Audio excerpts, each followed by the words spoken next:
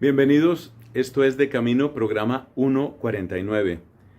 Nuestra vertiente 1 es sobre historia de la filosofía y llevamos varios programas comentando sobre el neoplatonismo, que como el nombre lo indica es una cierta forma de revivir las ideas de Platón, pero que también tenía como movimiento una agenda más amplia.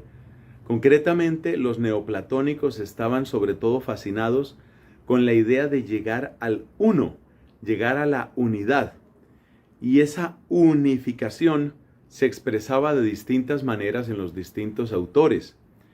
Por ejemplo, unificar la corriente filosófica de Platón con la de Aristóteles, o unificar, como vamos a ver en el caso de nuestro autor del día de hoy, unificar el paganismo tradicional, las religiones paganas, con la filosofía. Ese fue el intento de Proclo de Constantinopla, siglo V de nuestra era, de quien vamos a hablar hoy. Y luego nos vamos a encontrar con otro neoplatónico conocido como el pseudo Dionisio, que intentó unificar ese pensamiento filosófico neoplatónico, unificarlo con la fe cristiana. Esta idea de la unidad es bastante fuerte en estos autores y yo creo que nos muestra algo que está muy adentro de la mente humana, la necesidad de comprender el máximo con el mínimo. Así, por ejemplo, en física tenemos aquello de las ecuaciones, ¿no? Tener un número mínimo de ecuaciones y con ellas poder describir todo lo que sucede en el universo visible. Somos bienvenidos, esto es De Camino. Proclo de Constantinopla nació en el año 412 de nuestra era, en esa ciudad, en Constantinopla. Estamos hablando del siglo V después de Cristo. Por consiguiente, la fe cristiana se extendía por todas partes y de hecho, Constantinopla era uno de los grandes centros de predicación, de teología y de espiritualidad cristiana. Pero a Proclo no le llamó la atención el cristianismo, sino más bien la filosofía. Dejando Constantinopla, se estableció primero en su juventud en la ciudad de Alejandría, donde había un prestigioso centro de enseñanza neoplatónica, y al conocer que era mejor la calidad de la enseñanza en Atenas, no dudó en tomar camino para recibir allí lo que podría enseñarle un maestro muy prestigioso de la época llamado Plutarco de Atenas. Efectivamente, el neoplatonismo estaba muy extendido en aquella época. Desde sus orígenes en Plotino, siglo III, había crecido y había distintas escuelas, algunas de ellas bastante prestigiosas. Por ejemplo, en Siria, en Atenas, donde estudió Proclo y donde se formó y donde enseñó, en Alejandría, al norte de Egipto, y también había un neoplatonismo occidental con distintos centros en lo que antes había sido el prestigio del Imperio Romano. ¿Qué le atraía a Proclo del neoplatonismo? La propuesta de Plotino se centra en una palabra que será importante para todos los neoplatónicos. Es la búsqueda de la unidad. Si nos damos cuenta, todos estos neoplatónicos estaban buscando alguna forma de síntesis. Una síntesis, por ejemplo, entre Platón y Aristóteles, o una síntesis entre la filosofía y la teología, que va a ser el gran intento de Proclo, pero no la teología cristiana, sino la enseñanza teológica de los dioses tradicionales griegos. Otros intentarán una síntesis entre el ejercicio racional y la teología cristiana, que será el caso del pseudo Dionisio, del cual hablaremos, Dios mediante, en nuestro próximo programa. Entonces la secuencia va así: tenemos a Plotino, fundador, se puede decir, cimiento del neoplatonismo. Tenemos a un personaje del cual ya hemos hablado, Porfirio, con altas cualidades filosóficas y que nos va a presentar toda esta estructura de la realidad a partir de las hipóstasis de Plotino. De ahí encontramos a Plutarco de Atenas, y Plutarco es el maestro de Proclo. A pesar de esta distancia en el tiempo e incluso en la aproximación a la filosofía, Proclo es conocido como el sucesor de Plotino. Posiblemente la razón de esto no está en su labor más filosófica, sino en su proyecto. Un proyecto que resultó especialmente exitoso. El proyecto de Proclo era conectar en una gran síntesis el neoplatonismo y la religión pagana. Es importante recordar en este momento que en sus comienzos la filosofía tenía una distancia, por no decir una hostilidad, hacia las narraciones mitológicas.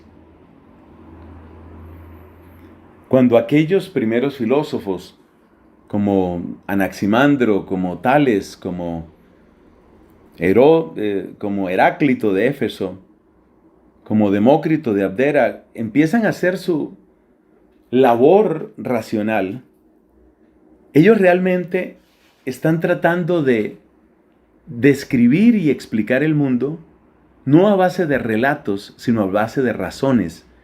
Y hay una especie de novedad y de oposición entre la postura filosófica que quiere razones y la religión tradicional griega. Aquí estamos hablando de religión pagana, la de Zeus, la de Hera, Hermes, Hefestos, todas estas deidades. Lo que tenemos de ellos son relatos. Entonces hay una tensión entre las razones y los relatos. Proclo quiere unificar, quiere hacer una especie de gran síntesis entre lo que es la propuesta propiamente filosófica, la del neoplatonismo, y la religión pagana tradicional. Él no tiene una hostilidad abierta hacia el cristianismo, como sí la tuvo Porfirio, según comentábamos en su momento. Porfirio pues escribe toda una obra para refutar, para contradecir, para atacar al cristianismo. No es el caso de Proclo. Más bien lo que él quiere es mostrar la excelencia de la tradición filosófica griega, tomando este neoplatonismo, que es como una especie de renovación del platonismo, como lo planteó Plotino, tomar ese neoplatonismo y mostrar su compatibilidad, su relación con la religión pagana. Proclo escribió, como se puede esperar, varios comentarios a los diálogos de Platón. Estos comentarios mostraban su profunda comprensión de los escritos del gran autor de siglos atrás. Ya en este momento, si vamos a hablar de Platón, estamos hablando de 700, 800 años antes. Pero la obra por la que es más recordado Proclo es por estos elementos de teología, así se llamaba su obra, que pasó a la Edad Media en una versión reducida, resumida, en latín, a donde se le conoció como el Liber de Causis, el libro de las causas. Y durante mucho tiempo se pensó que el libro de las causas tenía por autor a Aristóteles. El autor era Proclo. ¿Cómo lleva adelante su propuesta Proclo? Básicamente lo que él quiere es dar una nueva interpretación a las famosas tres hipóstasis que Plotino había planteado en su enseñanza. Proclo interpreta las hipóstasis de Plotino como una especie de movimiento, un movimiento que tiene tres momentos. Se parte del ser en sí, luego el ser fuera de sí y luego el ser que retorna a sí. Esta interpretación de Proclo es original y va a tener grandes implicaciones en la filosofía, porque esta tríada no es otra cosa sino la base de la dialéctica de Hegel. Hegel lo va a plantear muchos siglos después, por supuesto, más de 1000 años después. Hegel lo va a plantear con las conocidas expresiones tesis, antítesis, síntesis.